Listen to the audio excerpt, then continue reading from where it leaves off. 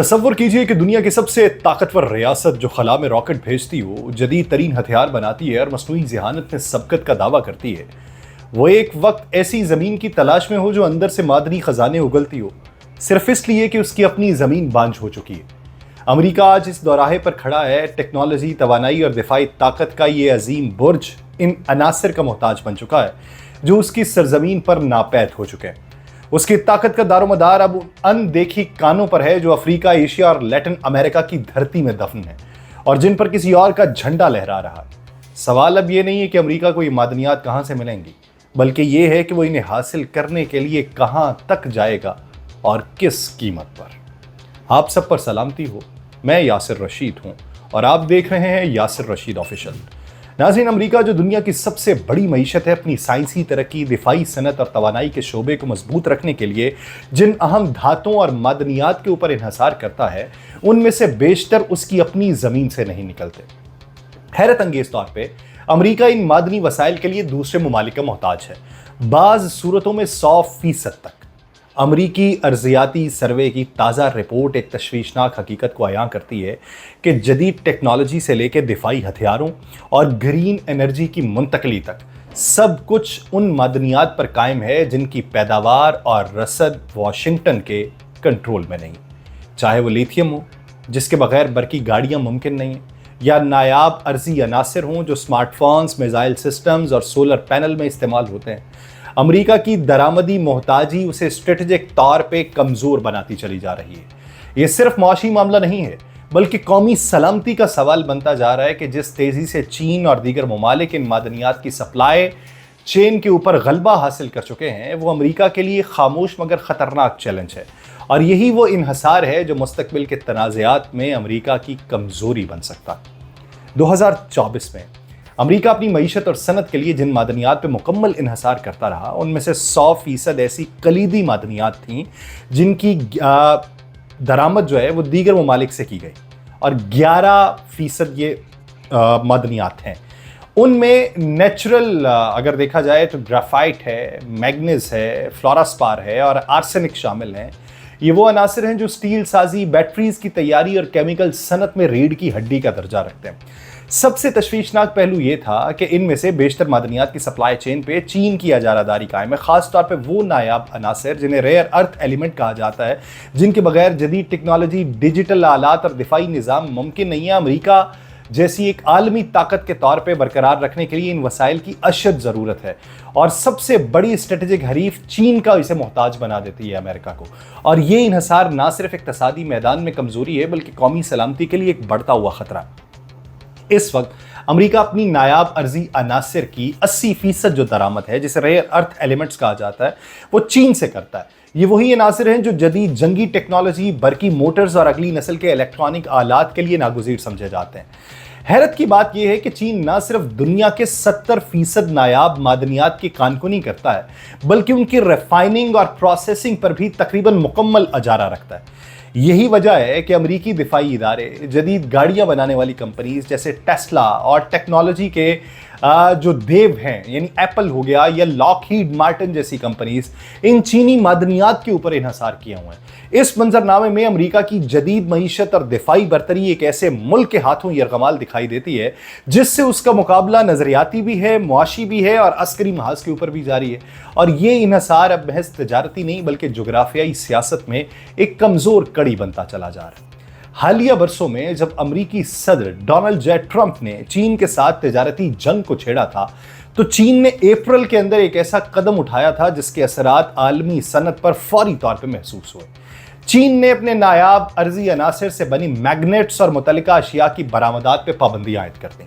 نتیجہ کیا ہوا کہ B M W, Mercedes Benz اور فورڈ جیسی بڑی کارساز ادارے کھلے عام یہ اعتراف کرنے پر مجبور ہو گئے کہ انہیں پیداوار میں شدید رکاوٹوں کا سامنا ہونے لگا ہے، کیونکہ یہ اشیاء ان کے لیے دستیاب نہیں ہو رہی تھیں۔ یہ صرف نایاب عناصر تک بات محدود نہیں ہے، امریکی صنعت کے لیے جو دیگر اہم ترین معدنیات مکمل طور پہ درآمد پہ انحصار کرتی ہیں۔ اس صورتحال نے نہ صرف امریکی صنعت کی خود مختاری کے اوپر سوال اٹھایا بلکہ دنیا کی سب سے بڑی معیشت کو ایک خاموش مگر فیصلہ کن معدنیاتی جنگ کے اندر الجھا دیا ہے۔ امریکہ کی معدنیاتی ضروریات خاص طور پہ ان معدنیات کی جس پر اس کا انحصار مکمل درآمد پہ ہے، یعنی وہ رتی برابر بھی امریکہ میں نہیں پائی جاتی، نہ صرف اس کی صنعتی ترقی بلکہ دفاعی برتری کے لیے بھی ابھی ایک چیلنج ہے۔ جب کسی عالمی طاقت کا اقتصادی و عسکری انفراسٹرکچر ایسے عناصر کے اوپر منحصر ہو جائے جو بیرون ملک سے آتے ہوں اور ایسے ملک سے جو آپ کا حریف ہو، تو بالآخر اس غیر یقینی صورتحال کو جغرافیائی اثر و رسوخ کے ذریعے قابو میں لانے کی کوشش تو کی جاتی ہے۔ اور یہی وجہ ہے کہ امریکہ نے گزشتہ ایک دہائی میں افریقی ممالک، لیٹن امریکہ اور جنوب مشرقی ایشیا میں اپنی موجودگی اور مداخلت کو بڑھایا، اور مستقبل قریب میں امریکہ کا دھیان ان خطوں کے اوپر مرکوز ہو سکتا ہے جو ان نایاب معدنیات کے بڑے ذخائر رکھتے ہیں، جیسے کانگو ہو گیا، نائجر ہو گیا، بولیویا ہو گیا، ارجنٹینا، میانمار۔ ان ممالک میں یا تو سیاسی عدم استحکام موجود ہے یا حکومتیں ایسی ہیں جن پر دباؤ ڈال کے امریکہ اپنے مفادات حاصل کرنے کی حکمت عملی اپنا سکتا ہے۔ امریکہ ان ممکنہ مداخلتوں کے لیے جواز کے طور پہ انسانی حقوق، جمہوریت کی بحالی یا انسداد دہشت گردی جیسے بیانیے استعمال کرے گا جو ماضی میں بھی اس کی مداخلتوں کا ظاہری چہرہ رہے۔ مثلا کانگو کی اگر بات کی جائے، اگر عسکری ملیشیاؤں یا بدعنوان حکومت کے خلاف کوئی مہم چھیڑی جاتی ہے تو اس کا اصل مقصد وہاں کے کوبالٹ اور کالٹن جیسے قیمتی معدنیات کے اوپر قبضہ کرنا ہوگا جو الیکٹرانک مصنوعات اور بیٹریز میں کلیدی کردار ادا کریں گے۔ نائجر کے اندر اگر شدت پسندی یا عدم استحکام کو عالمی خطرہ قرار دیا جائے گا تو اس کے پس منظر میں یورینیم، سونا اور دیگر قیمتی ذخائر ہوں گے جن پر چین پہلے ہی سرمایہ کاری کر چکا ہے، اور امریکہ کو خطرہ یہ ہے کہ وہ اس دوڑ میں پیچھے نہ رہ جائے۔ ارجنٹینا اور بولیویا جیسے ممالک جو لیتھیم ٹرائی اینگل کا حصہ ہیں، مستقبل کی الیکٹرک گاڑیوں کی دوڑ میں فیصلہ کن حیثیت رکھیں گے، اور وہاں کی کوئی بھی اندرونی شورش یا انتخابی خلفشار امریکی توجہ کو مداخلت کے لیے استعمال کیا جا سکتا ہے۔ امریکہ کا ایک اور بڑا ہدف میانمار جیسا ملک بن سکتا ہے جہاں نایاب ارضی عناصر کے بڑے ذخائر موجود ہیں، اور جہاں چین کی موجودگی کو محدود کرنے کے لیے امریکہ جو ہے وہ انسانی حقوق کی خلاف ورزیوں کو بنیاد بنائے گا۔ در حقیقت اس وقت امریکن اسٹیبلشمنٹ یہ موقف پیش کر رہی ہے کہ اگر یہ معدنیاتی وسائل چینی اثر و رسوخ میں چلے گئے تو عالمی آزاد تجارت اور سپلائی چین کو خطرہ لاحق ہو جائے گا، جو کہ ایک معاشی خطرے کے ساتھ ساتھ قومی سلامتی کا مسئلہ بنا دیا جائے گا۔ اور یہی وہ منطق ہے جو امریکہ عراق، لیبیا اور افغانستان میں پیش کر چکا ہے۔ بظاہر تو دہشت گردی تھی، اس کا خاتمہ تھا، بظاہر آمریت یا انسانی حقوق کے خلاف جنگ تھی، مگر در حقیقت زیر زمین وسائل کے اوپر قبضہ تھا، جغرافیائی تسلط کی نئی صف بندی تھی، اور اس پس منظر میں دنیا ایک قسم کی نو آبادیاتی جنگ کی طرف بڑھ رہی ہے جس میں میدان جنگ تیل یا گیس نہیں رہے بلکہ نایاب معدنیات اور خام دھاتیں ہو چکی ہیں، اور جواز وہی پرانے ہیں: آزادی، ترقی اور جمہوریت۔ اصل ہدف جو ہے کچھ اور ہے، لیکن عالمی طاقتوں کی ٹیکنالوجی، دفاع اور معیشت کا ایندھن بننے والے عناصر پہ اجارہ داری حاصل کرنا اصل ہدف ہے تاکہ آنے والے اشروں میں مستقبل کی عالمی حکمرانی کو محفوظ بنایا جا سکے۔ اگر ہم امریکہ کی ان معدنیات پہ انحصار کو سامنے رکھیں جس پر وہ مکمل یا بڑی حد تک درآمدی سطح پہ منحصر ہے، تو عالمی سطح پہ چند مخصوص ممالک ایسے ہیں جو اس کی ضروریات کو پورا کرنے کی صلاحیت رکھتے ہیں، لیکن ان میں سے اکثر یا تو چین کے زیر اثر ہیں یا پھر وہ عدم استحکام کا شکار ہیں۔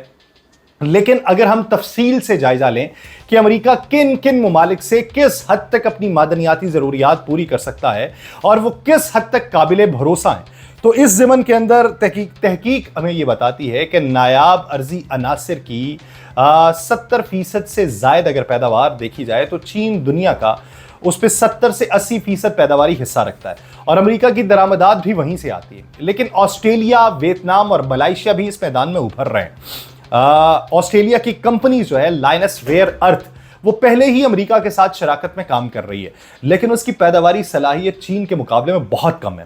ویتنام کے پاس جو ہے وہ دنیا کے تیسرے بڑے ذخائر ہیں، لیکن وہاں پہ چین کی سرمایہ کاری بہت زیادہ ہے، اس لیے امریکہ کے لیے ان ذخائر تک براہ راست رسائی جو ہے وہ مشکل ہے۔ اگر گریفائٹ کی بات کی جائے تو امریکہ 100% درآمدی انحصار رکھتا ہے، یعنی رتی برابر موجود نہیں ہے، اور چین اس کا سب سے بڑا سپلائر ہے۔ لیکن موزمبیق، کینیڈا اور برازیل جو ہیں وہ اس خلا کو کسی حد تک پر کر سکتے ہیں۔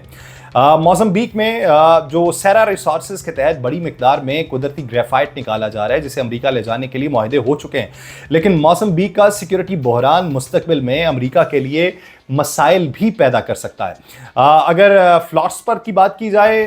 تو 100% درآمد